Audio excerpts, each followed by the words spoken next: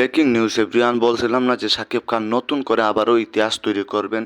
এই যে আপনারা দেখতেই পাচ্ছেন, রাজকুমার মুভি দেখতে গিয়ে হাজারো মানুষ হলে একসাথে কাঁদলেন। তোমার চাইতে দ্বিগুণ ব্যবসা করে যাচ্ছে কিন্তু সুপারস্টার শাকিব খানের রাজকুমার মুভি।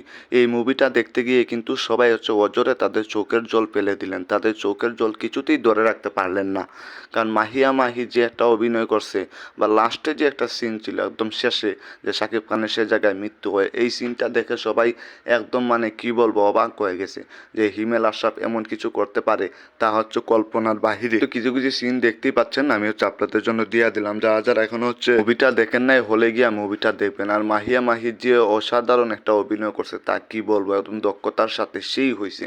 মায়ের চরিত্রে মাহিয়া মাহি অভিনয় করছে, এবং মাহিয়া মাহি নিজেও কিন্তু একদম কাতর অভিনয়, একদম পারফেক্ট অভিনয় ছিল, একদম একের অভিনয় ছিল, যেটা প্রিয়তমা বা শাকিব খানের আর যত যত মুভি আছে সব মুভির রেকর্ড ভাঙবে। এই রাজকুমার হায়েস্ট একবার সবার উপরে যাবে।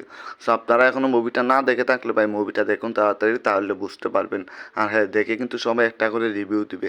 লাস্টে যে শাকিব খানের সিনটা ছিল, শাকিব খানের মায়ের সামনে মৃত্যু, এটা কেউ মেনে নিতে পারলো না।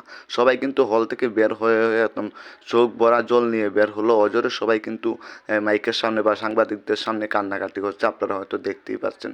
সব ভালো লাগলে সাবস্ক্রাইব করে দেবেন, শেয়ার করে সবাইকে দেখার সুযোগ করে দেন।